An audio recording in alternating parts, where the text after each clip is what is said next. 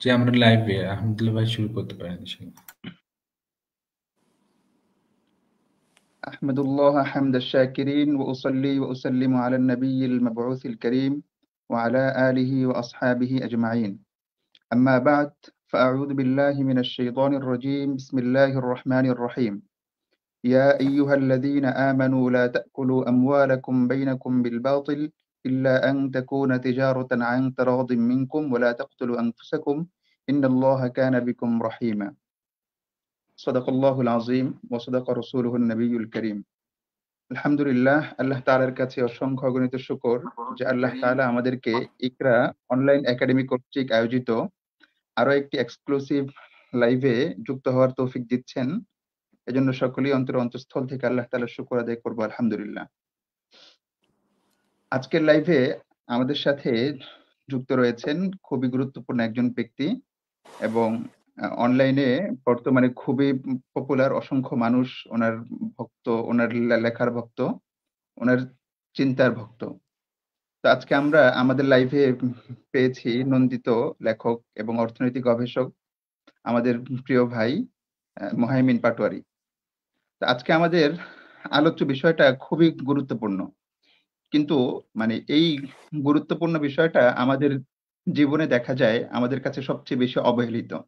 আমরা মনে করি যে অর্থনীতি বিষয়টা খুবই কাঠখোট্টা টাইপের একটা বিষয় এবং এই বিষয়ে আসলে আমাদের চিন্তা করার তেমন কিছু নাই। আমরা দুমুঠো ভাত খেতে পারছি, একটা ছাদের নিচে জীবনযাপন করতে পারছি, তো আমাদের জীবন তো চলে যাচ্ছে। কিন্তু অর্থনীতিটা আমাদের সাথে, আমাদের জীবনের সাথে এমনভাবে ওতপ্রোতভাবে জড়িত যে অর্থনীতি সম্পর্কে আমাদের আসলেই জানা উচিত। কারণ আমি যেই প্রফেশনেই থাকি, আমি যদি বিজনেস করি, চাকরি করি কিংবা কৃষিকাজ অথবা একেবারে সমাজের নিম্ন স্তরের যে কোনো কাজ, আমার সাথে অর্থনীতির সম্পর্ক আছেই।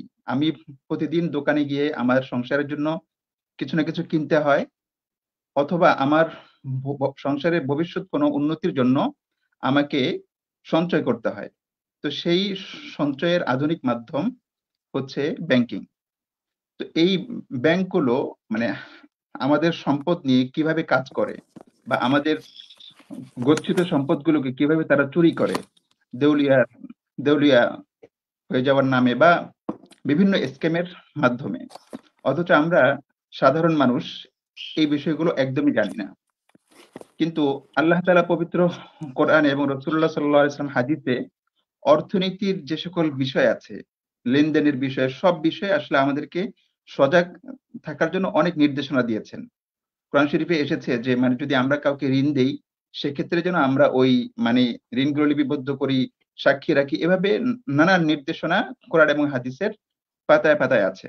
কিন্তু আমরা আসলে সেই বিষয়গুলো জানি না। আমরা মনে করি অর্থনীতি একটা কাঠখোট্টা টাইপের সাবজেক্ট, এটা আমরা বুঝি না। কিন্তু আলহামদুলিল্লাহ আমাদের মোহাইমিন পাটোয়ারি ভাই, যিনি আজকে আমাদের এখানে অতিথি হয়ে এসেছেন, ওনার যে কটা বই এসেছে উনি খুবই সুন্দরভাবে গল্পের ছলে অর্থনীতিটা যে মানে মানে মজা করে পড়ার জিনিস, মজা করে জানার জিনিস, এটা আসলে মোহাইমিন পাটোয়ারি ভাইয়ের বইগুলো মার্কেটে না আসলে আমরা হয়তো অনেকেই জানতাম না। এবং আলহামদুলিল্লাহ বাংলাদেশের স্বনামধন্য আলেমরাও ওনার লেখার খুবই প্রশংসা করছেন। তো এই মানে খুবই গুরুত্বপূর্ণ বিষয়টি নিয়ে মূলত আজকে আমাদের আলোচনা। মোহাইমিন পাটোয়ারি ভাই আমাদের সাথে যুক্ত হয়েছেন। আমরা সরাসরি ভাইয়ের সাথে যুক্ত হয়ে যাব। আসসালামু আলাইকুম ভাইয়া, কেমন আছেন? জি, ওয়ালাইকুম আসসালাম। আলহামদুলিল্লাহ ভালো আছি। ইকরা লাইভে আপনাকে আমরা প্রথমবার পেয়ে খুবই আনন্দিত। আমরা আশা করছি আজকে খুবই প্রাণবন্ত আলোচনা হবে ইনশাআল্লাহ। আপনি যেভাবে সুন্দর করে লিখেন, একইভাবে সুন্দর করে আলোচনাও করেন। আমরা আপনার বেশ কিছু আলোচনাও অনলাইনে শুনেছি। ইউটিউবে আছে, আপনার পেজেও আছে। খুবই সুন্দর ইনশাআল্লাহ। তো ভাইয়া আমরা চেয়েছিলাম মানে আপনি যদি আলোচনাটা শুরু করেন তাহলে ভালো হতো। কিন্তু আমাদের আসলে দর্শকদের পক্ষ থেকে বেশ কিছু প্রশ্ন এসেছে। তো সেই জায়গা থেকে আমরা চাচ্ছি যে একটা প্রশ্ন যদি আমরা আপনাকে করি এবং আপনি সেই প্রশ্নের অধীনে থেকে বা যদি আপনি আরো ডিপলি আপনার যে আলোচ্য বিষয়, সেই বিষয়ে যদি আলোচনা করেন। জি। আমাদের প্রথম যে প্রশ্নটা এসেছে সেই প্রশ্নটা হলো যে বর্তমান বিশ্বে আমরা দেখি যে ব্যাংকিং ব্যবস্থা উন্নত হয়েছে। সেই উন্নতির একটা মানে পরিক্রমা হলো যে আমরা এখন হার্ড কারেন্সি থেকে ডিজিটাল কারেন্সিতে আমরা মানে কনভার্ট হয়ে যাচ্ছি। এখন প্রায় সব মানুষের কাছে এটিএম কার্ড, ডেবিট কার্ড, বিভিন্ন ধরনের কার্ড মানে বিভিন্ন ব্যাংক এগুলো শো করছে। মানে এই মুহূর্তে আমরা দেখছি বা অদূর ভবিষ্যতে মানে পৃথিবীর অবস্থা এমন হবে যে মানুষ আসলে টাকা আর পকেটে নিয়ে ঘুরবে না। মানুষের কাছে বিভিন্ন ধরনের কার্ড থাকবে। এই বিষয়টা কি আসলে কোনো ফাঁদ কিনা? বা এই বিষয়টা আমাদের জীবনে মানে অদূর ভবিষ্যতে কি ধরনের প্রভাব ফেলতে পারে? আপনার কাছে মনে হয়? জি, আসসালামু আলাইকুম। দেখা যাচ্ছে আমাকে লাইভে? আমার ভিডিওটা যদি আনা যেত। হ্যাঁ, এখন দেখা যাচ্ছে। আচ্ছা। তো শুরুর প্রশ্নটা তো বেশ বড় প্রশ্ন হয়ে গেল যে, আমরা যে ডিজিটাল কারেন্সির উত্থান দেখছি, যে ডিজিটাল কারেন্সি গুলা দেখছি, সেটা আরেকটা ফাঁদ কিনা? আপনারা প্রচুর আলোচনা শুনেছেন, ওয়াজ শুনেছেন, বা অনেক জায়গায় পড়েছেন ফিয়াট কারেন্সি একটা ফাঁদ, ফিয়াট কারেন্সি সমস্যা আছে। ফিয়াট কারেন্সি কি? আচ্ছা, এইখানে যারা আছেন আজকে ওদের জন্য মনে করেন যে অনেকে তো আমার আলোচনা আগে দেখেছেন। অনেকে হচ্ছে কি যে আজকে একেবারেই নতুন। তো আমরা একদম ছোট আপনার কিছু দিয়ে দিব। আপনার ডেসক্রিপশন বা আপনার হচ্ছে এই সংজ্ঞাটা দিয়ে দিব যেন অন্যরা বুঝতে পারে। ফিয়াট কারেন্সি হচ্ছে যে আমরা যে কাগজি মুদ্রা, যেটা হচ্ছে গিয়ে যে স্বর্ণ ভিত্তিক না, হ্যাঁ? তো এরকম মুদ্রা। তো এখন দেখা যাচ্ছে যে অনেকে বলছে এটা একটা সমস্যা আছে, এই আছে, সেই আছে। অনেক, অনেক কিছু, অনেক লেকচার। এখন এটা তো আসলে ১ মিনিটে বলব না। কিন্তু ডিজিটাল যে কারেন্সি আছে সেইটা কি? সেটা কি ফাঁদ কিনা? খুবই গুরুত্বপূর্ণ প্রশ্ন। এবং ফাঁদবিহীন ডিজিটাল কারেন্সি তৈরি করা যায় কিনা? ফাঁদ কি? ফাঁদ কি? টাকা কিভাবে ফাঁদ হয়? আমরা একটা কোটেশন আছে। এটা আসলে বলতে কি, পৃথিবীর সবচেয়ে ভয়ংকর কারাগার হচ্ছে সেই কারাগার, যেই কারাগারের দেয়াল আপনি চোখে দেখেন না। একইভাবে আমি বলতে পারি, পৃথিবীর সবচেয়ে ভয়ংকর ফাঁদ হচ্ছে সেইটা, যে ফাঁদ আমরা বুঝি না, বুঝে আসে না। আপনি ছোটবেলায় তো পাখি শিকার করেছেন, পশু শিকার করেছেন, অনেক কিছু। আমরা কি করি? একটা ফাঁদ পাতি বা মাছের শিকারের জন্য। তো একটা পাখি বা পশু বা মাছ যদি বুঝতে পারে সেটা ফাঁদ, সে কি ওটাতে পাড়া দিবে? না, দিবে না। ফাঁদ জিনিসটাকে বাস্তবায়নের ১ম শর্ত হচ্ছে, শিকারকে বুঝতে দেওয়া যাবে না যে এটা একটা ফাঁদ। আপনি তো মন্তব্য করেই দিয়েছেন মুদ্রা একটা ফাঁদ। এই মন্তব্যটা আজকে যারা ১ম লেকচারটা শুনছে, তার জন্য কতটা রিলেভেন্ট, কতটা প্রাসঙ্গিক। আমরা কি করি? টাকা আয় করি এবং প্রয়োজনে ব্যয় করি। আয় আর ব্যয়ের মাঝে যা থাকে তা কি করি? সঞ্চয় করি। টাকার সাথে আমাদের সম্পর্কটা ঠিক এতটাই সিম্পল। এটা আবার ফাঁদ হয় কেমনে, তাই না? অনেকে চিন্তা করে আমি কর্ম করি, আমি আয় করি, আমি ব্যয় করি। এখানে ফাঁদটা কই?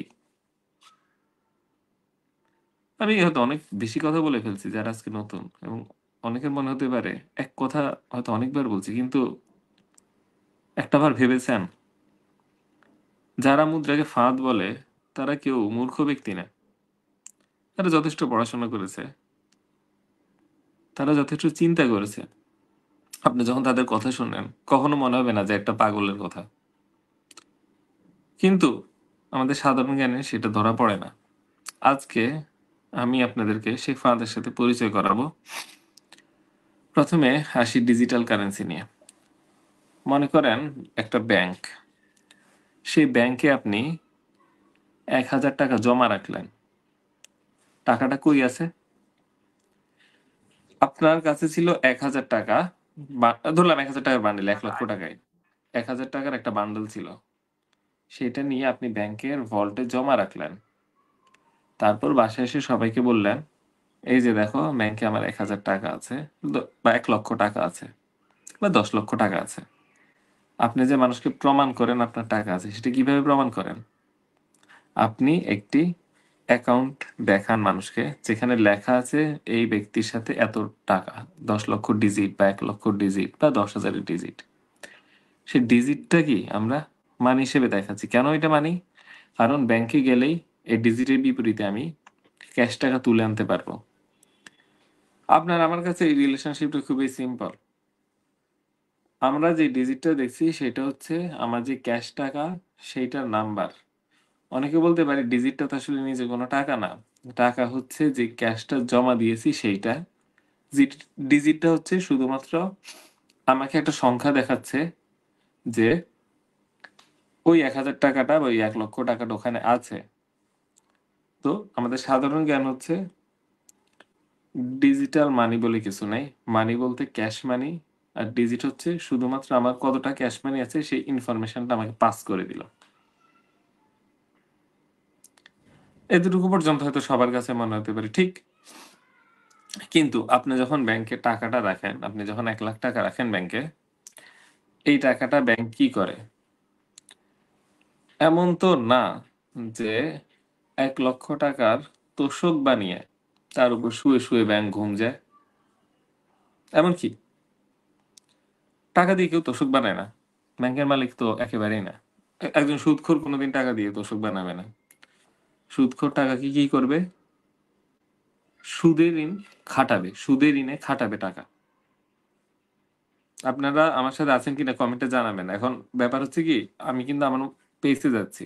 এই কথাগুলো, এই আলোচনাগুলো আমার দীর্ঘদিন। আপনি শ্রোতা হিসেবে, আপনি পাঠক হিসেবে যদি কোনো অংশে না বুঝতে পারেন, অবশ্যই আমাকে কমেন্টে জানাবেন। প্রতিটা কমেন্ট আমি দেখছি কিন্তু। এখান থেকেই কিন্তু আমি ফিডব্যাক দিয়ে প্রশ্ন করে আপনাদের সাথে আগাবো। এখন যেহেতু সবাই বলছে বুঝতেছি, কেউ না বুঝলে লজ্জা পাবেন না। এটা গুরুত্বপূর্ণ আপনার জন্য জানা। হয়তো আপনিই হবেন এর পরবর্তীতে সেই ব্যক্তি যে এই জ্ঞানটা আরো বেশি মানুষের কাছে পৌঁছে দিবে। লজ্জা পাওয়ার কিছু নেই। যে ভালো বুঝতেছে সে প্রশ্ন করে। আচ্ছা, ব্যাংকে রাখলাম আমি ১,০০,০০০ টাকা। আমার মোবাইলে দেখাচ্ছে ১,০০,০০০, আমি কম্পিউটারে লগইন করলে দেখাচ্ছে ১,০০,০০০ টাকা। কিন্তু ব্যাংকের মালিক যে সুদখোর, সে এই টাকাটা নিয়ে কি করবে? ঋণ দিবে।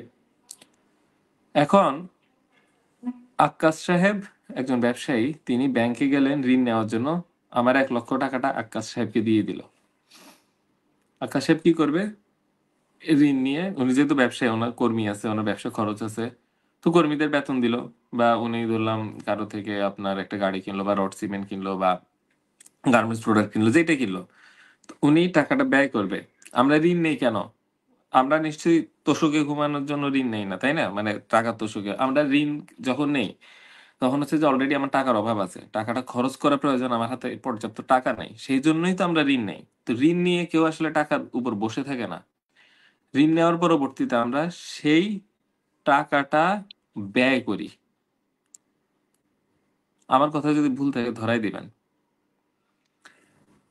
আপনি যখন ব্যয় করলেন এবং ব্যাংক থেকে টাকাটা চলে গেল, আপনি সবাইকে দেখাচ্ছেন এই যে দেখো ব্যাংকে আমার ১,০০,০০০ টাকা আছে, কিন্তু ওই টাকাটা আসলে ব্যাংকে নাই।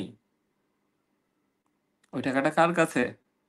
ওই টাকাটা আক্কাস সাহেব নিয়ে ব্যয় করছে। ওই টাকা মানুষের হাতে হাতে, মানুষের হাতে হাতে, একজন কর্মচারীর হাতে টাকা, একজন সাপ্লায়ারের হাতে টাকা, একজন ক্ষুদ্র ব্যবসায়ীর হাতে টাকা, সবার হাতে টাকাটা ছড়াই গেছে। আর আপনি বলছেন ব্যাংকে আমার এত টাকা আছে। আসলে কি ব্যাংকে ওই টাকাটা আছে? না, নাই। ওই টাকাটা মানুষের হাতে হাতে। প্রত্যেকটা মানুষ বলছে যে দেখো আমার কাছে ১,০০০ টাকা আছে, আমার কাছে ১০,০০০ টাকা আছে, আমার কাছে ১৫,০০০ টাকা আছে। এইভাবে যদি আপনি গণেন দেখবেন যে ১,০০,০০০ টাকা মার্কেটেই আছে। আবার আপনি বলছেন আমার কাছে ১,০০,০০০ টাকা জমা আছে ব্যাংকে। তো হয়ে গেল কত? ২,০০,০০০। ১,০০,০০০ টাকা কিভাবে ২,০০,০০০ হইলো? আপনি জমা দিলেন ১,০০,০০০, আপনি বলছেন আমার ১,০০,০০০ টাকা ব্যাংকে আছে। আবার যাদের হাতে টাকা সেও বলছে আমার হাতে ১,০০,০০০ টাকা আছে। ২,০০,০০০ হয়ে গেল না? আচ্ছা, ঠিক আছে। এখন ধরলাম যে এই আক্কাস সাহেব খরচ করলো, এই টাকাটা শ্রমিকদের হাতে গেল। তো শ্রমিকরা কি করবে?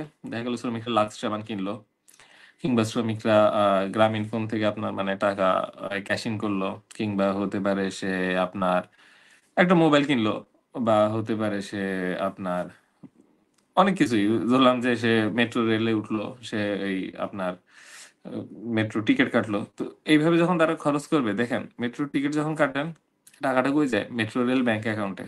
আপনি লাক্স সাবান কিনেন, টাকাটা কই যায়? ইউনিলিভারের ব্যাংক অ্যাকাউন্টে। আপনি গ্রামীণ ফোনে টাকা ভরেন, টাকাটা কই যায়? গ্রামীণ ফোনের ব্যাংক অ্যাকাউন্টে। তো এই টাকাটা আবার ব্যাংকে ফেরত আসবে এবং ওই ব্যাংক আবার ঋণ দিবে, আবার মানুষের কাছে যাবে। এইভাবে কি হলো, আপনার টাকাটা কয়েক গুণ হয়ে গেল ব্যাংক সিস্টেমের মধ্যে দিয়ে।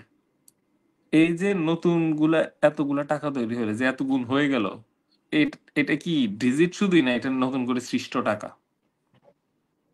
এখন আমি বলছি যে না আমার 1,00,000 টাকা আছে, ওদিকে আরেকজন হাতে গুনে বলছে 1,00,000 টাকা আছে, সেই খরচ করার পর আবার ব্যাংকে গেল, ওই টাকা আবার মার্কেটে আসলো, আবার গেল, আবার এইভাবে চলতে চলতে কিন্তু আসলে বলে 10 টাকা 100 টাকা হয়। কেমন? আপনার কাছে যদি মনে হয় আমার কথাটার ভিত্তি নাই বা থিওরিটিক্যাল একটা কথা, একটা জাস্ট কনসেপ্ট, আপনি বাংলাদেশ ব্যাংকের ওয়েবসাইটে যাবেন বা আমেরিকার যে কোনো একটা আমেরিকার কেন্দ্রীয় ব্যাংকের ওয়েবসাইটে যাবেন, যে কোনো দেশের, আপনি দেখবেন লেখা আছে সরকারের ছাপানো টাকা এত আর ব্যাংকের দেওয়া ঋণ এত। সবসময় দেখবেন যে ব্যাংকের দেওয়া ঋণ সরকারের ছাপানো টাকার চেয়ে বেশি। দেশের যদি টাকার পরিমাণ হয় 1,00,000 কোটি, কেমনি 3,00,000 কোটি ব্যাংক ঋণ দিতে পারে? একটা দেশের মোট টাকার পরিমাণ 1,00,000 কোটি, কিন্তু আপনি ওয়েবসাইটে গেলে দেখবেন প্রায় 3,00,000 কোটি টাকা ঋণ দিয়ে দিচ্ছে ব্যাংক। এটা কেমনি সম্ভব? তাহলে নতুন 2,00,000 কোটি টাকা কে তৈরি করছে? এটার মালিক কে? বেলুন দেখাচ্ছে কেন? আচ্ছা যাই হোক, 2,00,000 কোটি টাকা কেউ একজন তৈরি করছে। এই তৈরি জিনিসটার মালিক কে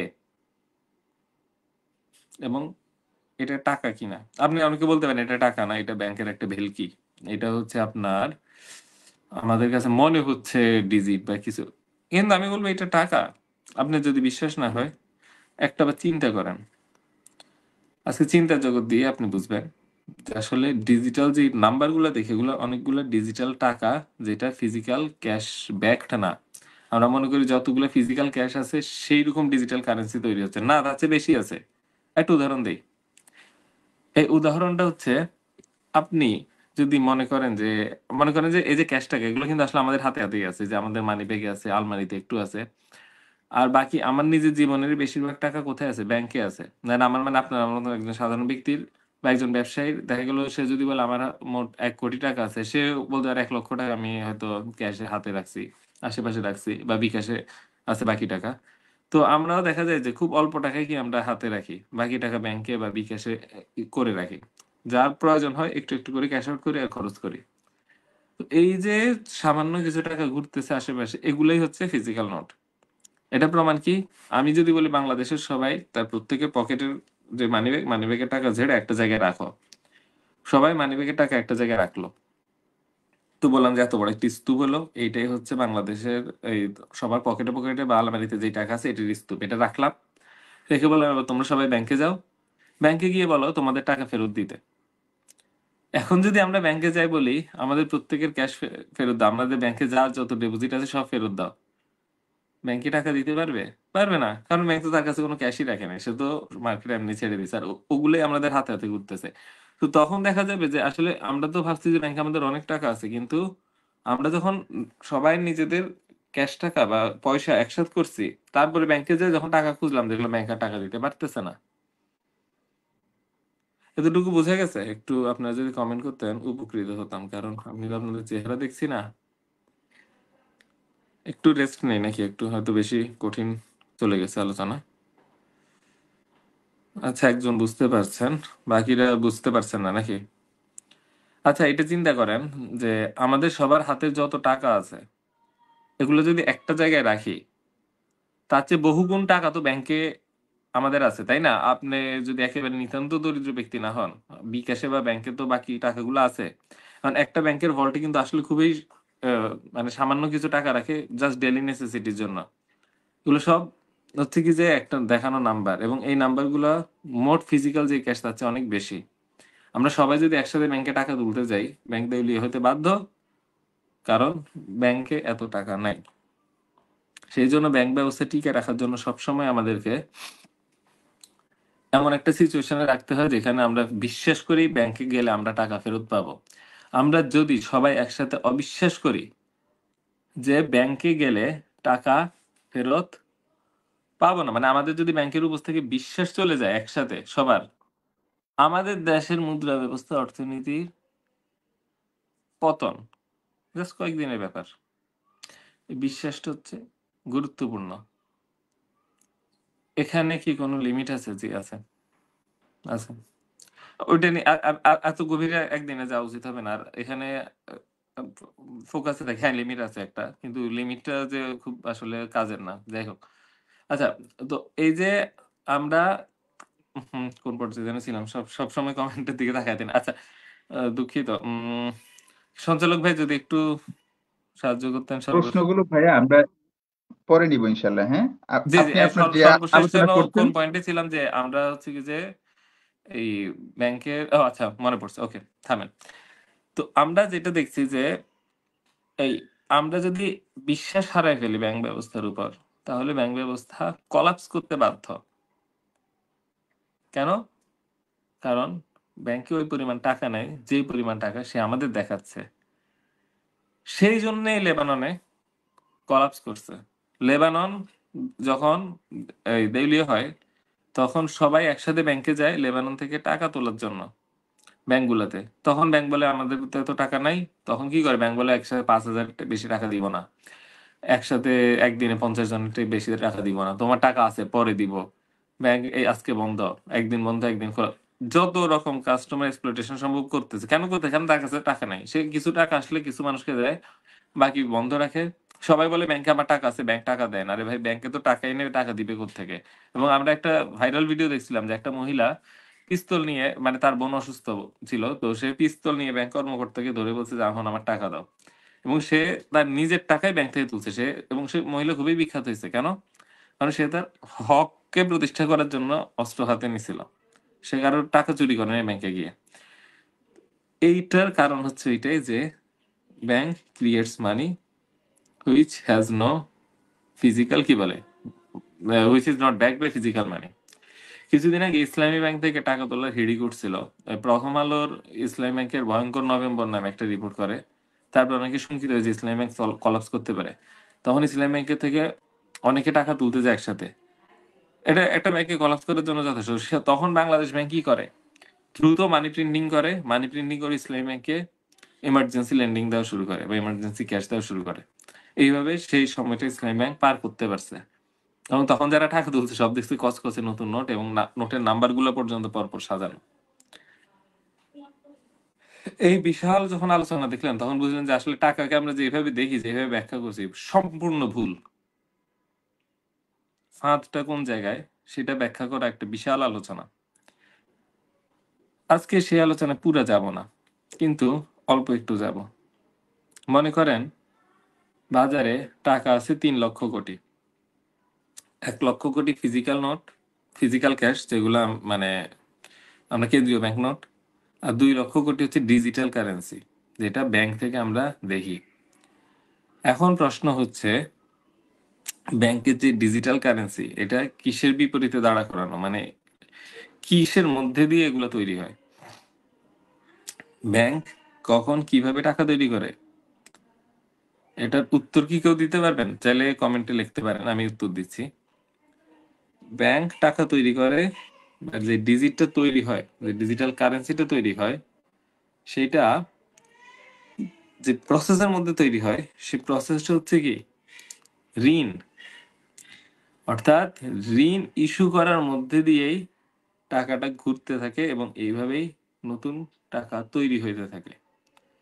এখন প্রশ্ন হচ্ছে, নতুন যে টাকাটা ঋণের মধ্যে দিয়ে তৈরি হয়, সেটার সাথে সুদ যুক্ত আছে কিনা? উত্তর হচ্ছে আছে, তাই না? ব্যাংক তো সুদ ছাড়া ঋণ দেয় না, নাকি?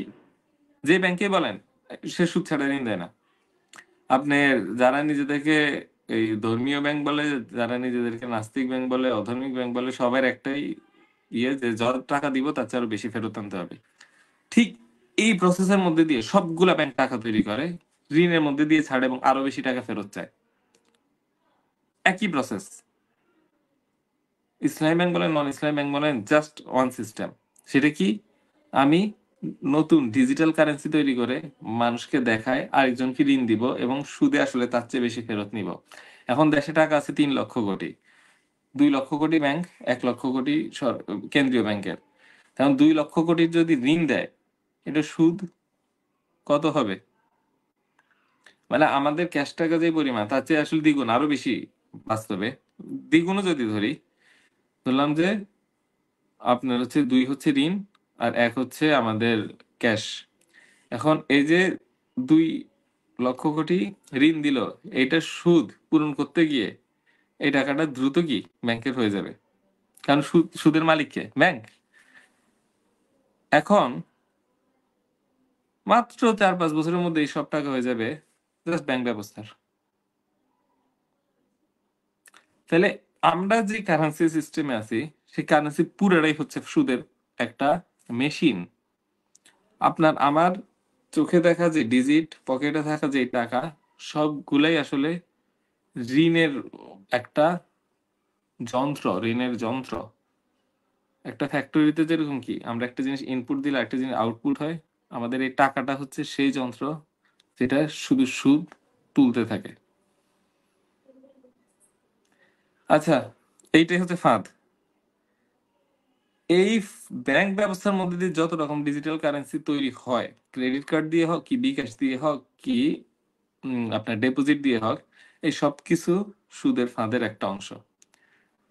কিন্তু ডিজিট মাত্রই সুদ, এই ব্যাপারটা এটা না। বুঝে গেল? যে ডিজিট ব্যাংক ব্যবস্থার ক্রিয়েশন সুদের মধ্যে দিয়ে আসে, সেইটা হচ্ছে ফাঁদ। কিন্তু যদি আমি একটা কারেন্সি তৈরি করি যেটা শুধুই ডিজিটাল মানে কারেন্সি, যেটা সুদের মধ্যে দিয়ে হয় না, সেটা ফাঁদ না। এই সূক্ষ্ম জ্ঞানটা থাকা একটা সাধারণ মানুষের জন্য একটু কষ্টকর, এবং এখানেই কি তাদের জন্য একটা মজা। আমরা কঠিন লাগবে, আমরা বুঝবো না, তাহলেই তো মজা, তাই না? একটা গাভী যদি বুঝে তো তার দুধটা মানুষ দোয়ায় খাইতেছে, গাভী তো তখন বলবে না আমার দাম দাও, আমার দুধের দাম দাও। গাভী তো বুঝতে দিব না।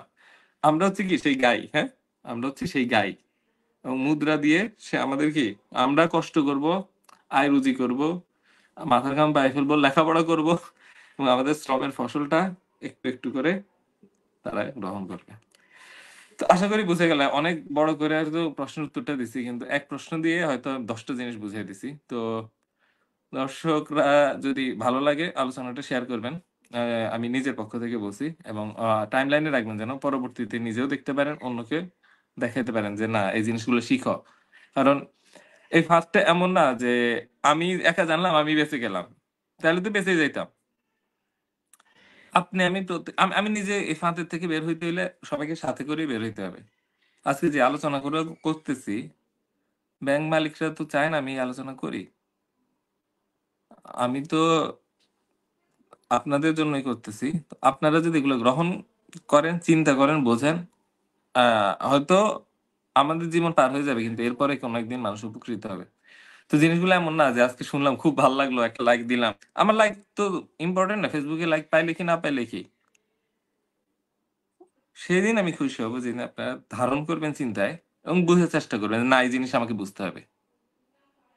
জি, সঞ্চালক সাহেব অনেক সময় নিলাম।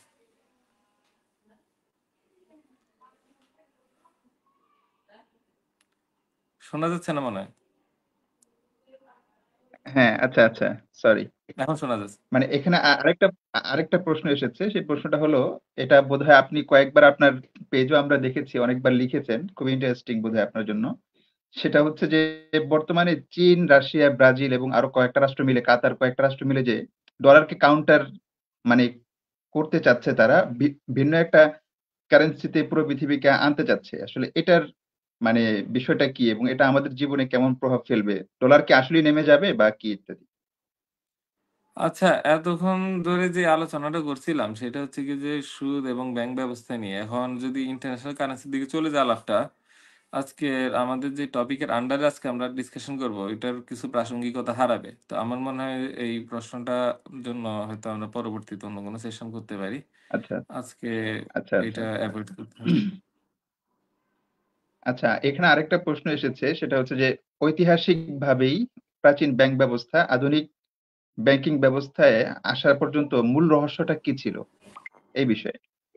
এবং এই বিবর্তনটা আসলে কিভাবে হয়েছে? ওই বিষয়টা অনেকে ইয়ে করতে চেয়েছেন, জানতে চেয়েছেন। আচ্ছা, আমি শুনছি না আমার আমি শুনতে পারছি না, আমি বুঝলাম না, আমার ইয়েটা চলে গেল। একটা কল এসেছে, আমি এখন শুনতে পারছি না আপনাদের কথাগুলো।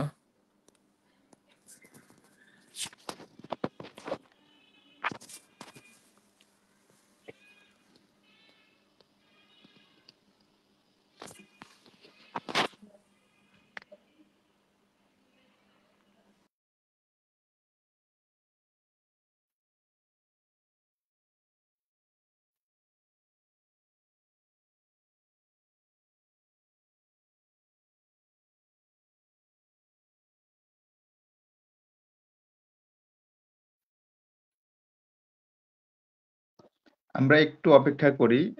আমাদের যিনি অতিথি আলোচক আছেন, উনি বোধহয় একটু কানেক্ট নাই এই মুহূর্তে।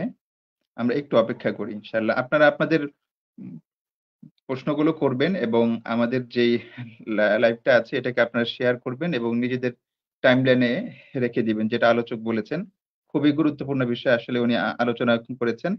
আমরা যদি এই বিষয়টাকে সবসময় রিয়ালাইজ করতে চাই বা আমাদের মধ্যে ভিজুয়ালাইজ করতে চাই, তাহলে আসলে এই আলোচনাগুলো সবসময় আমাদের চোখের সামনে থাকাটা খুবই গুরুত্বপূর্ণ।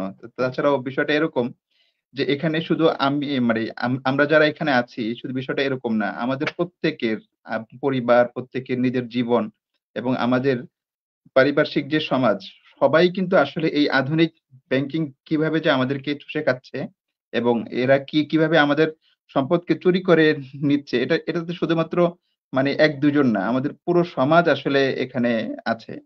সেজন্য এই কথাগুলো যেন আরো বিপুল মানুষ যেন শুনতে পারে, সেই ব্যবস্থাটা আমরা করি। এছাড়াও আসলে আজকের লাইভে যিনি সর্বোচ্চ শেয়ার করবেন এবং মানে সর্বোচ্চ মানুষকে ইয়ে করবেন, মেনশন করবেন, তাদেরকে আমরা অ্যা ই-বুক উপহার দিব। তো সে জায়গা থেকেও আপনারা আসলে শেয়ারটা করতে পারেন এবং অ্যা মানে আমাদের সাথে কানেক্ট থাকতে পারেন। আপনাদের প্রশ্নগুলো করে রাখুন। ইনশাআল্লাহ আমাদের মাহিমিন ভাই আসলেই আমরা আবার আলোচনায় প্রবেশ করব ইনশাআল্লাহ।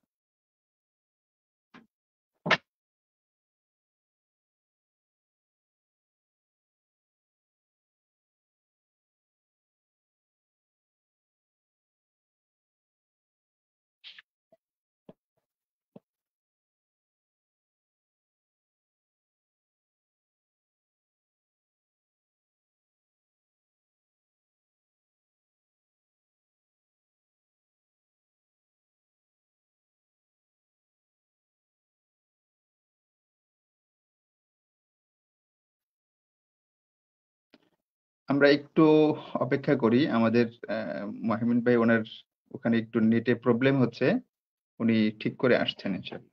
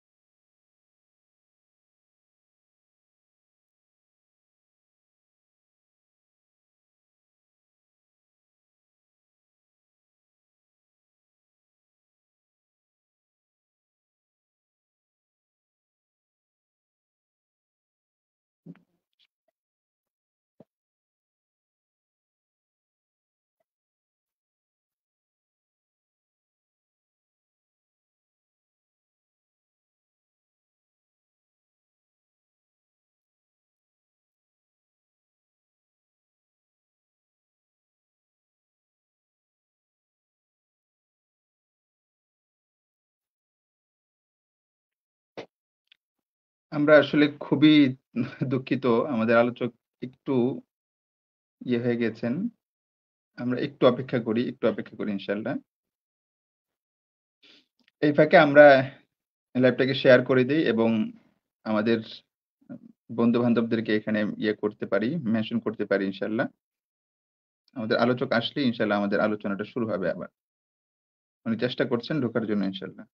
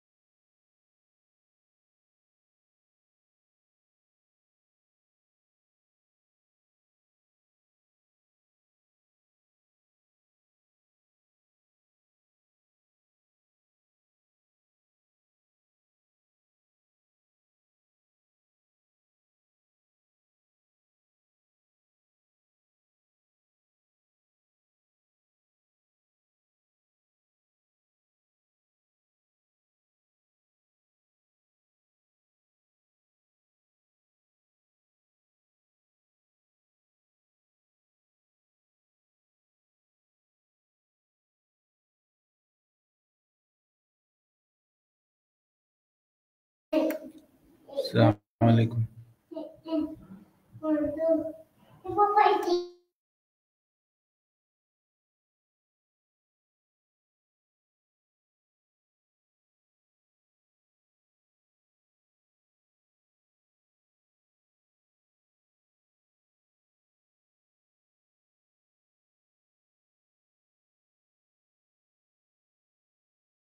ভাইয়া আমাদেরকে আপনি শুনছেন?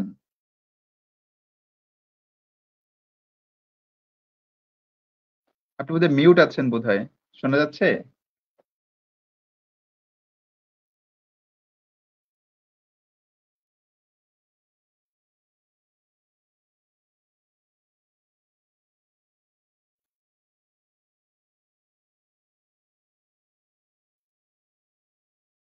আমরা একটু অপেক্ষা করি। আমাদের আলোচক এসে গেছেন ইনশাআল্লাহ।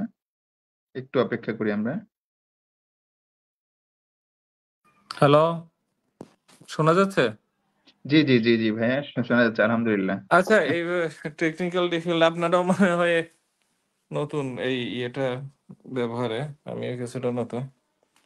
আলোচনা তো বলা যায় যে একটা বড় ছেদ পড়ে গেল, অনেকে হয়তো চলেও গেল। তো আচ্ছা, অসুবিধা নেই। যারা সবচেয়ে উৎসাহী তারা আছে। সবাই আসবে ইনশাআল্লাহ, আসবে ইনশাআল্লাহ। আচ্ছা, জি, এই অনেক কিছু হয়ে গেছে এর মাঝে, যে একটু যদি দ্রুত শুরু করতে পারতেন এটা, মানে এই জন্য সরাসরি কথা বললে ভালো, যে মানে কোনো টেকনিক্যাল ডিফিকাল্টি শুনে এইভাবে তো আসলে জি। দূরের থেকে বলাও মুশকিল, সবার জন্য মুশকিল। আচ্ছা, একটু দ্রুত যদি কোশ্চেন চলে যেতেন, আমাদের তো সময় শেষ হয়ে যাচ্ছে, একটু আচ্ছা, সময়। একজনে প্রশ্ন করেছেন ভাইয়া যে চাল, চিনি এবং তেল মানে আমরা আমাদের দৈনন্দিন জীবনে যে সকল ইয়েগুলো কিনি এগুলোর পিছনে এই মানে অলক্ষিত যেই মানে ইয়ে আছে অর্থনীতি, এই অর্থনীতির প্রভাবটা আসলে কি? এটা নিয়ে যদি একটু বিস্তারিত বলতেন। এই প্রশ্নের উত্তর দিতে গেলে আজকে এটা শেষ প্রশ্ন হবে। আচ্ছা। মানে আপনারা বললে এটা দিয়ে শেষ করবো, এটা আচ্ছা, তার ওরকম লম্বা সময় ধরে দিতে হবে। আরেক আরেকটা প্রশ্ন এসেছে যে ফাইন্যান্সের ভাষায় যে টাইম ভ্যালু অফ মানি ইয়ে আছে কনসেপ্টটা আছে সেটাকে কিভাবে ডিফাইন করা হয়? এই প্রশ্নটা যদি আপনি নিতে চান আরকি।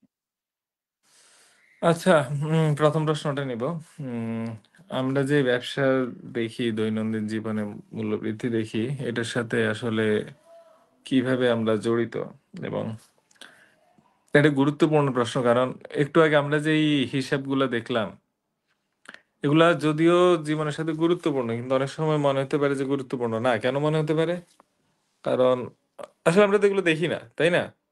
কারণ একজন বিজ্ঞ লোক এসে বললো এই আছে সেই আছে, এরকম হচ্ছে ওই হচ্ছে, বাট আমার জীবনের সাথে এটা কি সম্পর্ক? কারণ আমি তো এটা রিলেট করি না। আমি কি রিলেট করি? আমি রিলেট করি বাজারে আমাকে কেনাকাটা করতে হয়।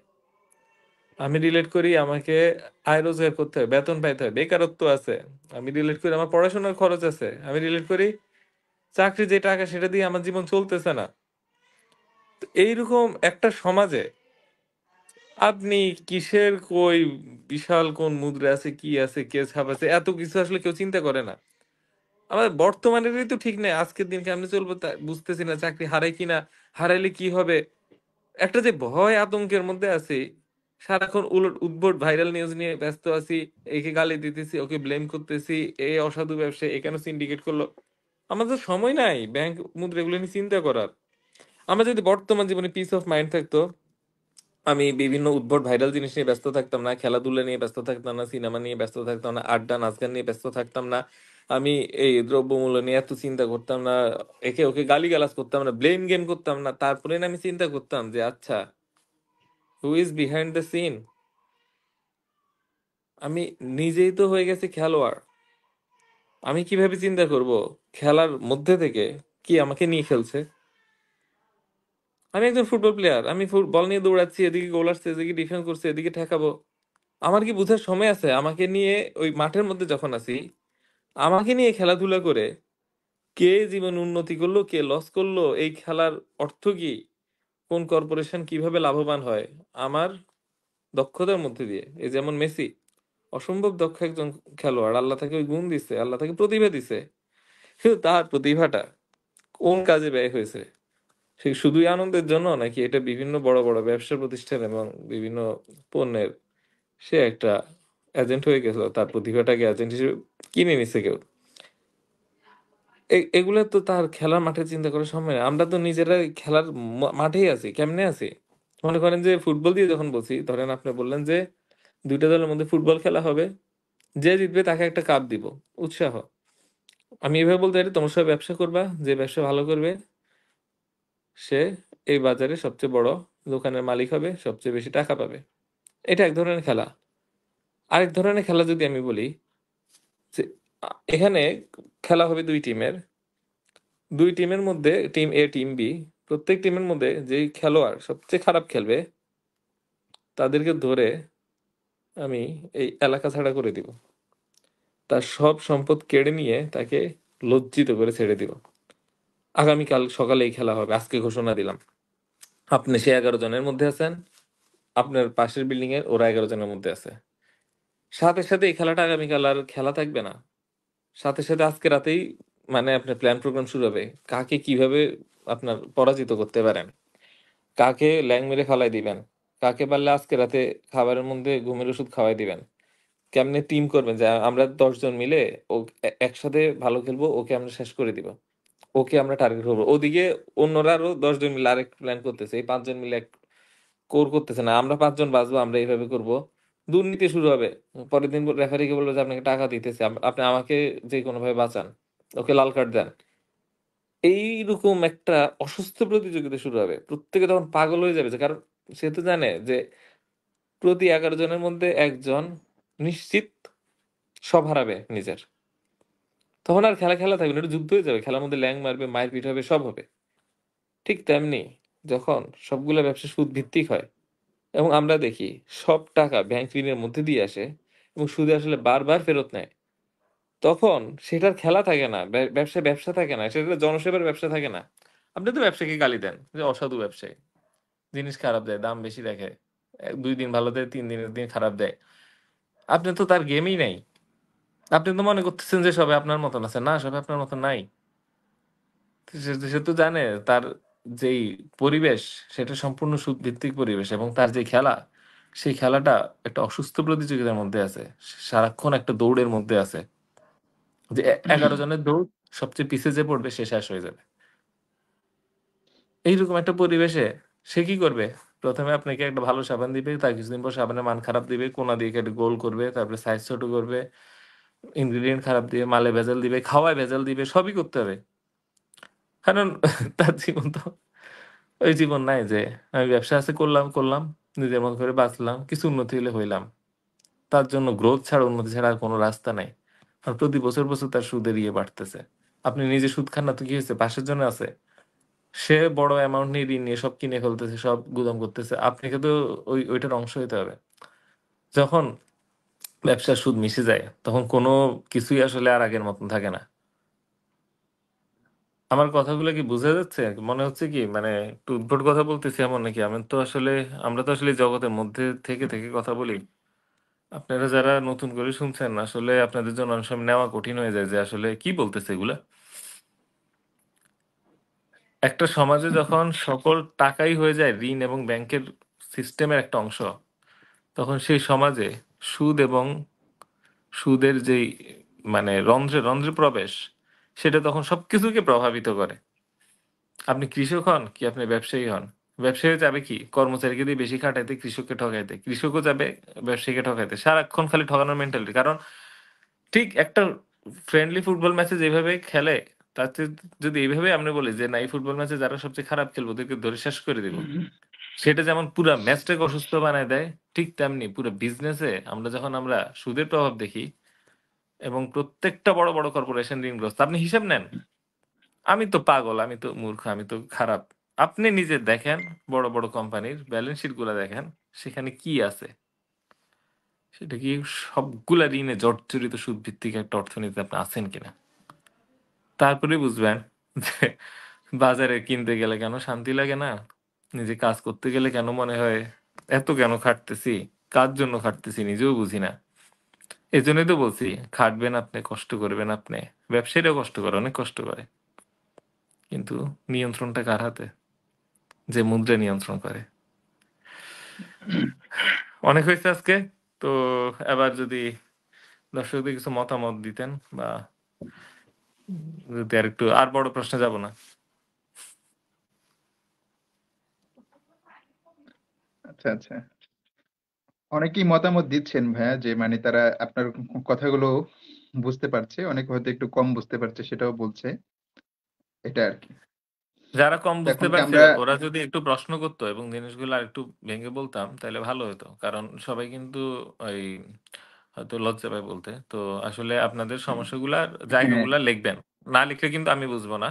আপনার কোন জায়গায় সমস্যা হচ্ছে। কারণ আমি আমার জায়গা থেকে বলেছি। আপনি শ্রোতা এবং আমি বক্তা ২ জনের মধ্যে গ্যাপটা থাকলে গ্যাপটা ফিল আপ করার জন্য ২ জন মিলে একত্রে কাজ করব আমরা ইনশাআল্লাহ। এখন সঞ্চালকের পক্ষ থেকে যদি কোনো প্রশ্ন, কোনো মন্তব্য, কোনো জিজ্ঞাসা না ভাইয়া এখানে এখানে আরেকজন মানে প্রশ্ন করেছে। আমরা সেই প্রশ্ন থেকে সম্পর্ক যদি করি, আপনি বললেন যে মানে আমাদের পুরো যে সিস্টেমটা এটার মধ্যে আসলে গলদ। কারণ আমরা একটা সুদী ব্যবস্থার মধ্যে আছি। তো এখন এই মানে সমাজের মধ্যে যে এত বৈষম্য বা মানে টাকাগুলো কিছু মানুষের হাতেই চলে যাচ্ছে। তো এখন আসলে এর থেকে বের হওয়ার উপায়টা কি? আমরা কি করতে পারি? মানে আপনার কাছে কি মনে হয়? আপনার মতামতটা তার কি আগে আসলে? আরেকটা প্রশ্ন করি। এখন তো আমি তো সাধারণত আমার শ্রোতাদেরকেই প্রশ্ন করি। এখন শ্রোতা যেহেতু নাই সেইজন্য আরকি আমি বক্তা স্টাইলে কথা বলার চেয়ে এই ক্লাসরুম স্টাইলে কথা বলতে পছন্দ করি। যাই হোক, সঞ্চালক সাহেবকে প্রশ্ন আচ্ছা, করি, আচ্ছা। এই সিস্টেমে আমরা ঢুকলাম কেমনে? আপনি বলছেন বের হওয়ার উপায় কি? আমি বললাম ঢুকলাম কেমনে?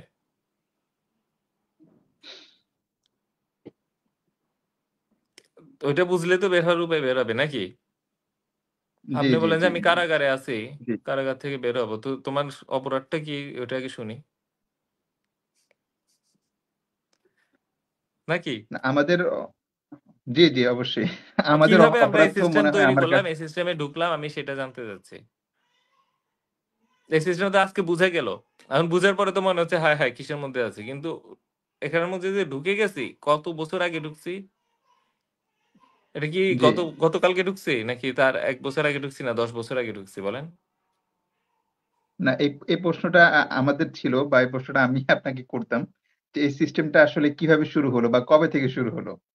আমরাও আসলে ইন আপনাকে ডিটেইল বলি, তো আসলে বিষয়গুলো আমাদের কাছে নাই। আপনি তো মিশরে আছেন। মিশর কি এই সিস্টেমের বাহিরে কিছু নাকি? আপনিই বলেন। আমি এই পর্যন্ত যা না, বলছি, না। এই সবকিছু কি মিশরের এইটারই একটা অংশ কিনা বলেন? জি, নিশ্চয়ই, নিশ্চয়ই। মিশরেও একই অবস্থা। আপনি আর মিশরের কোন দেশে অর্থনীতি একই গেছেন? অবস্থা। আর কোন দেশে যদি থাকে আমি হুম, জিজ্ঞেস করব। প্রতিটা দেশের মানুষ একই কথা বলবে। না, আপনি যা বলছেন এগুলো সব দেশে সত্য। জি, সারা জি, দুনিয়ার জি।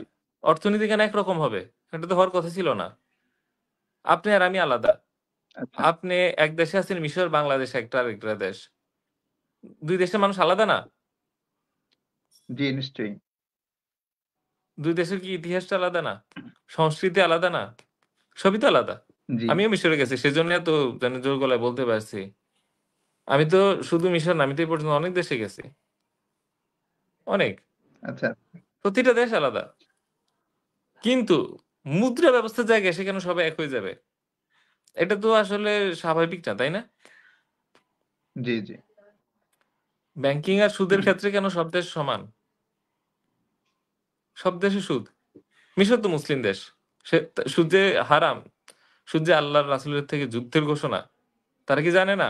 বলেন জানে না? আপনি তো ধার্মিক জি, একটা প্রতিষ্ঠানে খুব সম্ভবত আছেন, হ্যাঁ? জানে না? জি, জি। জি, নিশ্চয়ই জানে। নিশ্চয়ই জানে। কিন্তু পুরা মিশর, পুরা বাংলাদেশ, পুরা পাকিস্তান তিলে, তিলে সুদ। আমরা না পাত্তা দেই না অনেক কিছু, বুঝছেন? এই আলোচনা যারা শুনছে তারা অনেকে পাত্তা দিবে। না, হ্যাঁ, একটু শুনলাম, বুঝলাম। কিন্তু ২ দিন পরেই তারা উঠবে। খুব স্বাভাবিক। আত্মীয়স্বজন ব্যাংকে চাকরি করে ফোন দিয়ে বলবে, "বাহ! তুই তো বিশাল ধনী হয়ে গেছিস। দোস্ত একটু টাকা দিস।" আর যদি কেউ ব্যাংক খুলে আত্মীয়স্বজন গর্ব করে পুরো পাড়া বলবে, "আমার এই ব্যাংকের মালিক।" আমাদের ইসলামটা কি মানে টাকার কাছে কি হেরে যাচ্ছে না? এটাও কিন্তু একটা সুদের প্রভাব। কারণ টাকার যে সার্কেলটা দেখাইলাম, প্রত্যেকে কিন্তু টাকার জন্য পাগল। একটা কর্পোরেশন গুলা যখন প্রত্যেকেরই ঋণী, মিশরের যে কর্পোরেশন গুলো আছে বড় কোম্পানি, সবগুলার আপনি ব্যালেন্স শিট দেখবেন, দেখবেন সবারই ঋণ আছে। এই এফেক্টটাও ছোটদের কাছেও পড়ে। যখন বড় বড় ব্যবসায়ীদের সাথে তো ছোট ব্যবসায়ীরা ব্যবসায়ী করে নাকি? ব্যবসার সিস্টেম হচ্ছে একদম উপরে থাকে বড় বড় সব কর্পোরেশন। এদের সাথে যারা ব্যবসা করে এরা হচ্ছে ক্ষুদ্র ব্যবসায়ী। তার চেয়ে আরো নিচে আর কি একদম ইন্ডিভিজুয়াল ব্যবসায়ী। ওরা ব্যাংক সুদ কিছুর আশেপাশে না। একটা দোকান দিলাম, রুটি বেচতেছি। এরাই ভালো। এরাই আসলে চিন্তার মুক্ত কিছুটা। তো সারা দেশে কিন্তু এটার প্রভাব পড়ে যে এমন না যে এই বড় কোম্পানিরা মালিকরা এরকম করতেছে। ওইটার প্রভাব যেমন পড়ে ক্ষুদ্র কোম্পানির উপর, তেমনি পড়ে কর্মচারীর উপর, তেমনি পড়ে ক্রেতার উপর। সারা দেশে কি একটা কালচার গড়ে ওঠে। তো এই যে বিশ্বব্যাপী যেই একটা মানে মিশরে বলেন বাংলাদেশে বলেন যে সিস্টেমটা যে সুদকে মিথ্যা জেনেও আমরা টাকার কাছে হেরে যাচ্ছি, এমনকি আত্মীয় স্বজন যদি ব্যাংক খোলে তাতে লজ্জিত হই না। তো এই সিস্টেমটা কিন্তু একদিন আসে নাই। এটার পিছে ইতিহাস আছে, এটার পিছে যুদ্ধ আছে, এটার পিছে সংগ্রাম আছে। এবং তখন আমরা কি ছিলাম? ঘুমাইছিলাম। তখন আমরা পাত্তাও দেই নাই। তখন ভাবছি ওই একটা লোক সুদখোর, সে একটা ব্যাংক খুলছে, সে খারাপ, যে ঋণ নিছে সে খারাপ। That's it. আমরা যুদ্ধ করি নাই। আল্লাহ কি বলছে? আমার রাসূলের থেকে যুদ্ধ, সুদের বিরুদ্ধে যুদ্ধ করতে হবে। পৃথিবীতে কয়টা যুদ্ধ হয়েছে সুদের বিরুদ্ধে?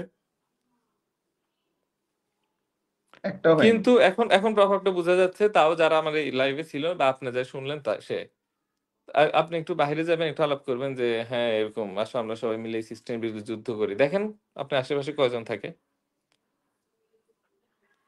আজ থেকে ১০০ কেউ বছর আগে, আসবে না। ২০০ বছর আগে, হ্যাঁ, আজ থেকে ১০০-২০০ বছর আগে হিসেবে কোনো জায়গায় ওই সময় মূল্য সবচেয়ে বেশি যেটা যে সময়গুলো হয়েছে সেটা হচ্ছে ১৯০০ সালের থেকে শুরু করে ১৯৭০ সালের মধ্যে, এর মাঝে সব হয়ে গেছে। এবং সর্বশেষ যাদেরকে সুদের আওতায় আনতে সবচেয়ে কষ্ট হয়েছে তারা হচ্ছে মুসলিম সমাজ। সেই মুসলিম সমাজকে সুদের বিরুদ্ধে আনার সর্বশেষ পদক্ষেপ ছিল ইসলামী ব্যাংকিং। এই পর্যন্ত যত কিছু বলছি, যত সুদ নিয়ে ব্যাংকিং নিয়ে আলোচনা হয়েছে, ইসলামী ব্যাংকিং কি তার অংশ নাকি মনে হচ্ছে ইসলামী ব্যাংকিং তার সম্পূর্ণ বিরুদ্ধে একটা শক্তি যে যুদ্ধ লাগাই দিবে সব ব্যাংকের সাথে? সুদ সিস্টেমের যদি ভেতরেই একটা অংশ। জি। সুদ যদি আল্লাহ রাসূলের বিরুদ্ধে যুদ্ধে হয়, ইসলামী ব্যাংক তো অন্য ব্যাংকের সাথে যুদ্ধরত একটা সৈনিকের মতন মানে ভূমিকা পালন করবে যে পুরো সিস্টেম চেঞ্জ করে দিবে। কিন্তু কি দেখি আমরা, একই ব্যাংকে ২টা শাখা থাকে, একটা ইসলামিক ওইটা নন ইসলামিক, মালিক কিন্তু একই। সারা জীবন সুদের ব্যবসা করছে, জি। এখন একটা ইসলামী শাখা কে কার বিরুদ্ধে যুদ্ধ করতেছে, তাই না? এখন তো আরো ভালো সিস্টেম যে একই ছাদ এনেছে, একই বিল্ডিং এর দরজা দিয়ে ঢুকবেন, ডান পাশে একটা টেবিল আছে, সেখানে হচ্ছে কি যে আপনার এই ইসলামী সুদ, আর বাম পাশে টেবিল আছে, সেখানে হচ্ছে নন ইসলামী সুদ। আপনি কোনটা লাগবে বলেন?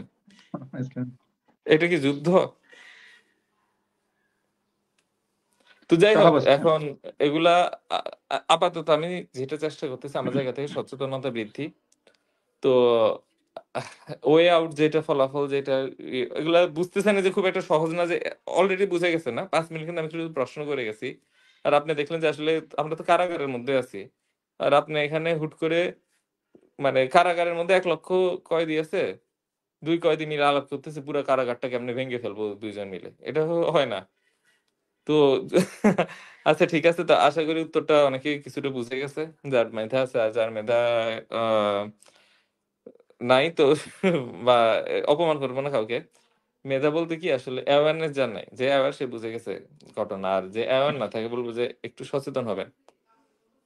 জিনিসগুলা আল্লাহ যেটাকে জি।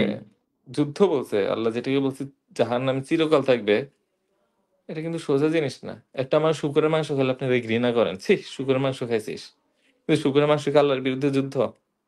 একটা মানুষ জেনা করলে ঘৃণা করেন, একটা মানুষ মদ খেলে ঘৃণা করেন। এই সব পাপের ঘৃণা করেন। কিন্তু এই সব পাপের চেয়ে আরো অনেক কঠোরভাবে কোরআনে যে পাপটার কথা বলছে, নো ম্যাটার। হুম? সময়ের দাবি। আবার মানে আচ্ছা, আচ্ছা। মেনে নিতে হবে, হ্যাঁ? ভাইয়া সব কি আর আমরা হয় নাকি? আমরা কি কত কি? আরো ২-১টা প্রশ্ন নিব? আহ না নিলেই ভালো হয়। আসলে একটু মনে করেন একজনে যে প্রশ্ন করেছে যে আপনার আপনার সামনে কি বই আসছে? এটা একজনে জিজ্ঞাসা করলো। বই তো ফেব্রুয়ারিতেই আসলো ৩ টা। আপনার এখন সামনে ১ কি বই বছর আসছে? পরে ৩ টা আসলো। সামনে কি বই আসছে ওইটা নিয়ে তো আলোচনা করব কিনা পাবলিক লেভেলে এখন আলোচনা করি নাই ওইভাবে। একটা হিন্টস দিছি। এখন আম আচ্ছা, বলব কিনা বুঝতেছি না। কারণ বই তো একটা প্রজেক্টের মতন। তো মনে করেন যে একটা কোম্পানি ঠিক করলো যে সামনের বছর একটা প্রোডাক্ট লঞ্চ করবে। তো এখন গবেষণা পর্যায়ে আছে। এখনই যদি জি, প্রোডাক্টের জি, নাম জি। বলে পরে অনেক ব্যাপার আছে। তো আ এখন না বলি এই জিনিসটা নিয়ে। ইনশাআল্লাহ বই যখন একটা পর্যায়ে আচ্ছা, পৌঁছে আচ্ছা। যাবে তখন বললে খুব ভালো হয় আচ্ছা, আরকি। আচ্ছা ভাইয়া, খুবই সুন্দর, সুন্দর আলোচনা হয়েছে। একটা প্রশ্ন একজন অনেকবার করেছে। ওই একটা প্রশ্ন আমরা হুম, একটু যদি নিতে পারি, তাহলে মনে হুম, হয় ভালো হইতো আরকি। অনেকবার করল যেহেতু। জি, জি, জি। প্রশ্নটা হচ্ছে ফ্র্যাকশনাল রিজার্ভ এবং সরকারের ঋণ মূল্যস্ফীতির সম্পর্কটা মানে কি আসলে? এটাকে অঙ্ক দিয়ে বুঝাইতে বলতেছে উনি। আচ্ছা সম্পর্ক আমি যদি আমার বই পড়তে বললে আশা করি রাগ করবে না। বইতে বিস্তারিত লেখা আছে তো। তো আমার বইয়ের নাম হচ্ছে 'ব্যাংক ব্যবস্থা টাকার গোপন রহস্য'।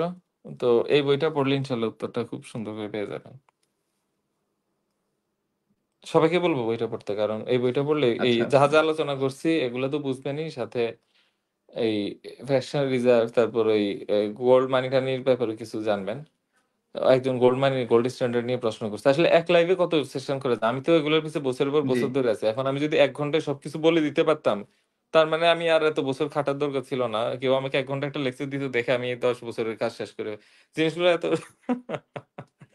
কিন্তু করতে হবে, করতে হবে। কিছু জিনিস না, কঠিন হলে করতে হবে, সংক্ষেপে তাই না? যদি একটু মানে কোন সংক্ষেপে যদি জিনিসটা? একটু বলা গোল্ড যায় আরকি। স্ট্যান্ডার্ড গোল্ড নাকি স্ট্যান্ডার্ডটা ভালো করে যদি একটু বুঝে। গোল্ড জি, জি, জি। স্ট্যান্ডার্ড হচ্ছে যে আসলে গোল্ড সোনার স্ট্যান্ডার্ড। মুদ্রা যেটা। এখন আপনি বলতে পারেন যে গোল্ড কয়েন না বলে গোল্ড কেন স্ট্যান্ডার্ড বলল?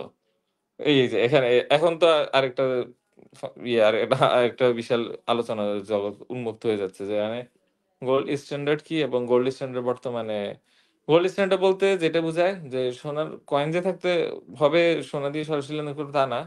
কিন্তু সোনার এগেইনস্ট এ মুদ্রা ছাপানো হবে। যে একটা গোল্ড রিজার্ভ থাকবে ওটার এগেইনস্ট এ মুদ্রা ছাপানো হবে। গোল্ড ছাড়া অন্যান্য আ ধাতু দিয়ে এটা সম্ভব। এটা যে গোল্ড হইতে হবে তা না। আ এটা গোল্ড ছাড়া অন্যান্য ধাতু দিয়েও আমরা চাইলে এটা করতে পারি। যেমন রূপা দিয়ে করতে পারি, তামা দিয়ে করতে পারি।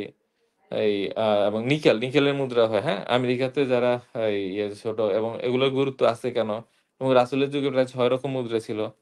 তো এগুলা আছে। একটা হচ্ছে গোল্ড স্ট্যান্ডার্ডটা একটু বেশি আমাদের ফোকাসে আসছে। তবে একমাত্র গোল্ড স্ট্যান্ডার্ড এর বর্তমানে কিছু প্রতিবন্ধকতা আছে। হুম, পৃথিবীর যেই এই গোল্ডের রিজার্ভ, পৃথিবীর সবচেয়ে বেশি রিজার্ভ যাদের হাতে, তো তারা মোটেও আরকি আমাদের পক্ষে শক্তি না। তো দেখা গেল যে এই মুহূর্তে গোল্ডে যাইতে চাইলে তারা আসলে একটা বড় একটা খেলা খেলতে পারবে। তো গোল্ড স্ট্যান্ডার্ড অবশ্যই একটা ভালো স্ট্যান্ডার্ড এবং এইটা এই যদি আমরা স্বাধীনভাবে করতে পারি, কথার কথা যে এই দেশে সোনার খনি বেশি আছে। যেমন আফ্রিকা দেশ ঘানা, উগান্ডা। ওরা যদি গোল্ড স্ট্যান্ডার্ড দিয়ে নিজেদের একটা সিস্টেম দাঁড়া করতে পারে, এটা মনে হয় খুব সুন্দর একটা হয়। আর আমাদের মতন যেসব দেশে যাদের নিজস্ব গোল্ডের খনি নেই, ইম্পোর্ট করতে হয়, তারা গোল্ডের যদি অল্টারনেটিভ কোনো আনতে পারি, এই আ স্ট্যান্ডার্ড আনতে পারি যেটা এইগুলা না, এইমাত্র যেগুলো বলছি যে সুদভিত্তিক না, যেটা ফিয়াট না। তো সেইটা আমি আ বলব যে আমাদের জন্য অ্যাপ্লিকেবল হতে পারে। যেমন বাংলাদেশে কথার কথা পর্যাপ্ত গোল্ড নেই। এখন গোল্ড ইম্পোর্ট করতে গেলে তো আমাদের নিজেদের সম্পত্তি অনেকটা কমে আসবে। তো এগুলা ব্যাপার আছে। তো এখন গোল্ড ছাড়া আমাদের রূপার খনিও নাই। তো এখন আমাদের দেশে কি পাওয়া যায়? সেজন্য আমার বইতে কড়ির উদাহরণ দেই বেশি। আমাদের দেশে সাগরে কড়ি পাওয়া যায়। আগের দিনের সময় কড়ি দিয়ে লেনদেন করত। তো এগুলা বুঝতে হবে আল্লাহর প্রদত্ত মুদ্রা একটা, আরেকটা হচ্ছে সুদভিত্তিক মুদ্রা, আরেকটা হচ্ছে পুরাই ডিজিটাল মানে এগুলা আ ব্যাংক ব্যবস্থা টাকার গোপন রহস্য বইটা পড়তে হবে। এটা পড়লে আপনি আচ্ছা, আলোচনাটা আচ্ছা। অন্য লেভেলে বুঝতে পারবেন। আজকে যেই লেভেলে বুঝছেন তার চেয়ে মানে অনেক মর্ম দিয়ে বুঝতে পারবেন ইনশাআল্লাহ।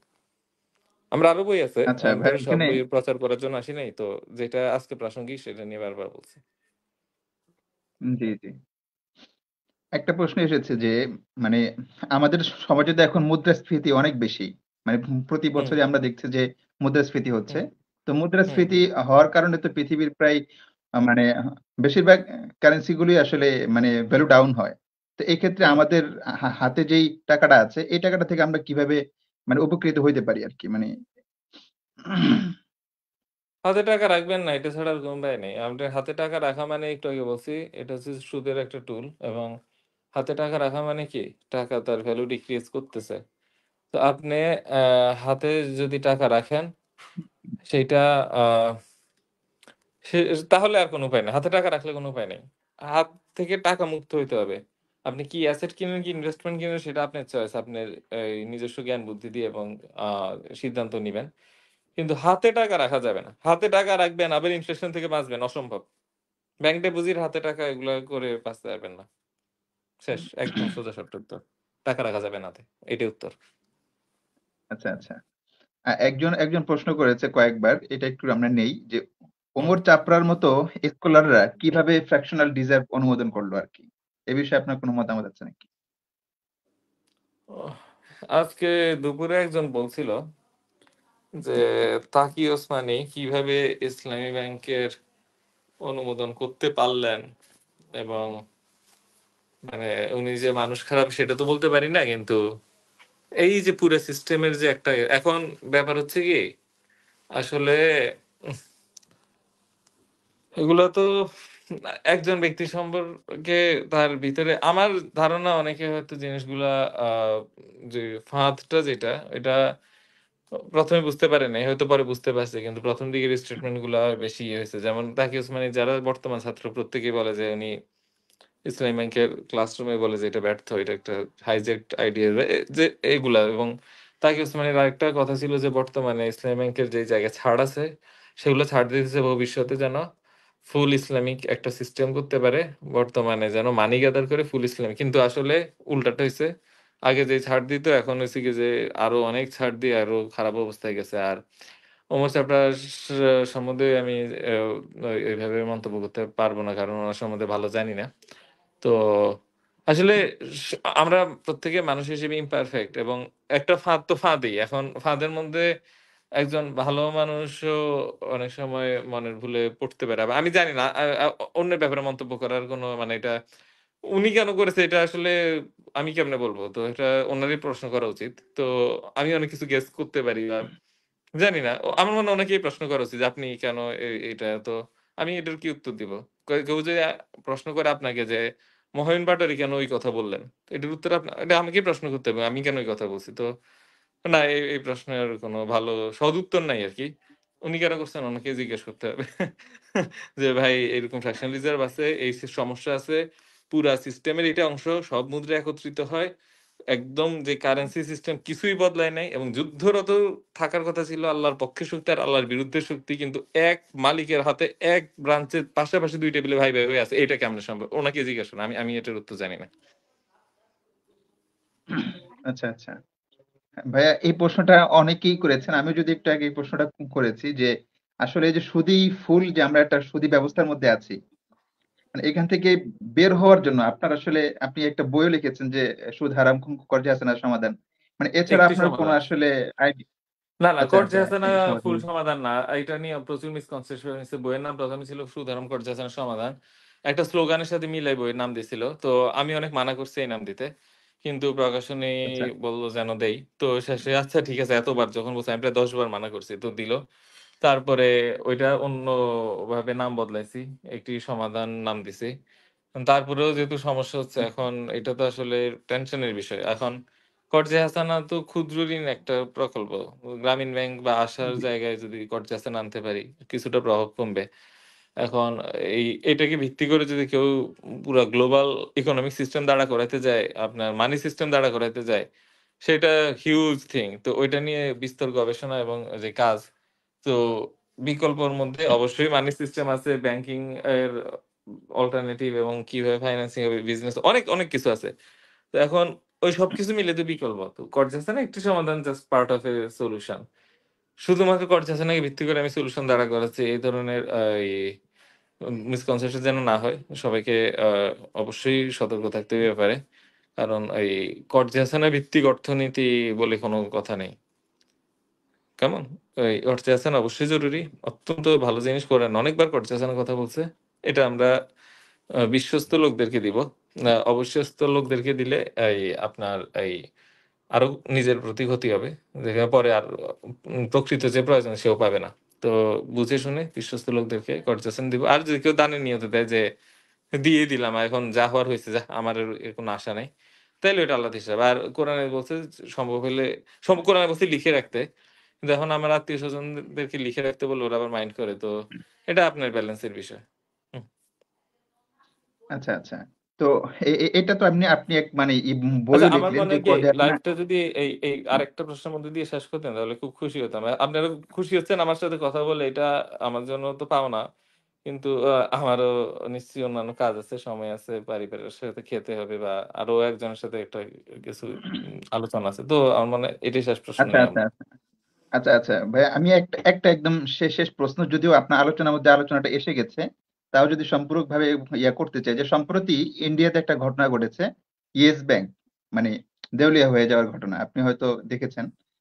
তো এখানে আসলে এই যে বিভিন্ন ব্যাংকগুলো, যে এখানে তো হাজার, হাজার মানুষের থেকে ডিপোজিট থাকে।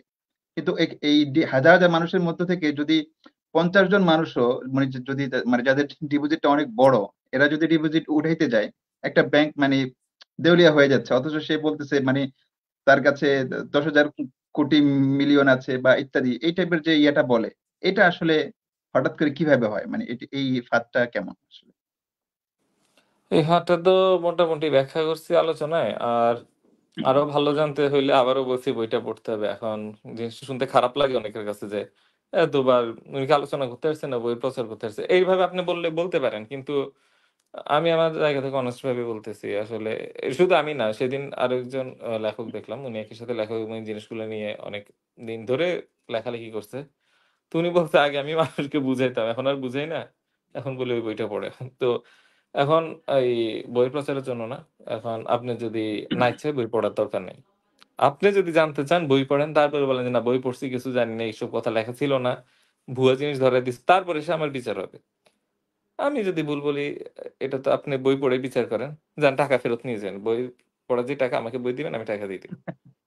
তাই না? আচ্ছা, যাই হোক, এখন সব কথা তো না, যাই হোক, তো আশা করি উপকৃত হয়েছেন আমার কথাতে। আর যদি ভুলভ্রান্তি থাকে, ভুল ত্রুটি থাকে ক্ষমা করবেন। আর যদি ভবিষ্যতে এই জাতীয় জিনিস আরো জানতে চান, সবসময় তো হয়তো আমার থেকে সরাসরি শুনতে পারবেন না। এ সেই ক্ষেত্রে আপনারা নিজেরা পড়াশোনা করবেন, আলোচনা করবেন। এই জাতীয় অনেক ভিডিও আছে, সেগুলো দেখতে পারেন। এটা একটা আ অদ্ভুত জগৎ এবং অত্যন্ত গুরুত্বপূর্ণ। যেটা আমাদের নাকের ডগে আছে কিন্তু কখনোই দেখতে পারি না। তো এই জিনিসটা আপনারা নিজে জানবেন, অন্যকে জানাবেন। আর ভিডিওটা সম্ভব হইলে কয়েকদিন পরে আরেকবার দেখবেন। বুঝছেন? এটা গুরুত্বপূর্ণ। আচ্ছা, ৩ দিন পরে আরেকবার আচ্ছা, দেখবেন আচ্ছা। ভিডিওটা। ঠিক আছে? আচ্ছা। জি, তো জি, অবশ্যই। আজকে মনে হয় আমার বিদায় নিলে আলহামদুলিল্লাহ খুব খুশি হতে পারি। জি, জি, জি ভাইয়া। তো আমরা আলহামদুলিল্লাহ অনেক গুরুত্বপূর্ণ আলোচনা শুনলাম। আমরা আসলে এই বিষয়গুলো আমাদের কাছে খুবই মানে অপরিচিত। কিন্তু আপনি খুবই সহজ করে সাবলীলভাবে বলেছেন। এজন্য আপনাকে আন্তরিক শুভেচ্ছা। ইকরা অনলাইন একাডেমির পক্ষ থেকেও আপনার কাছে আন্তরিক শুভেচ্ছা। কমেন্ট আসলে একজন করেছে ভাইয়া। সেটাই কমেন্টটা যদি আমি আপনাকে করতে চাই যে আপনাকে আরো অনেকবার চায়, লাইভে চায় মানুষ। আরেকটা হচ্ছে যে অর্থনীতি নিয়ে আপনি যদি কোনো কোর্স কখনো করান, সেটা যেন ইকরা অনলাইন একাডেমিতে যেন হয়। এটা আমাদের একটা আবদার আপনার কাছে থাকলো। এবং ইনশাআল্লাহ অনেক সুন্দর সবাই আলোচনা যদি করেছেন। ভিডিওতে আসা শুরু করে, কোর্স সেল করা শুরু করে, লেখালেখি করবে কে, হ্যাঁ? না, মানে মানুষ আসলে অনেক সময় মানে একটা জিনিসকে যখন আপনি বইয়ের একটা ভিজুয়ালাইজ করে পৃষ্ঠা সুন্দর। লিখতে আমাকে প্রায় ১ দিন সময় দিতে হয়। আর আজকে দেখলেন এতগুলো কথা বললাম, কত পৃষ্ঠার কথা। যাই হোক, তো দেখা যাক, ওইটা দেখা যাক। কথা দিতে পারলাম না। দেখা যাক। দেখি। আচ্ছা, আচ্ছা। ইনশাআল্লাহ, ইনশাআল্লাহ। তো ইকরা অনলাইন একাডেমির পক্ষ থেকে আপনাকে আন্তরিক মোবারকবাদ। যারা আমাদের সাথে যুক্ত ছিলেন সকলকেই কৃতজ্ঞতা জানিয়ে আজকের লাইভটা এখানেই শেষ করছি। আমাদের যাদের সম্ভব হবে অবশ্যই লাইভটা নিজেদের টাইমলাইনে শেয়ার করে রাখি। ভাইয়া অনেকবার বলেছেন। খুবই গুরুত্বপূর্ণ আলোচনা হয়েছে। জাযাকুমুল্লাহু খায়রান। আসসালামু আলাইকুম ওয়া রাহমাতুল্লাহি ওয়া বারাকাতুহু।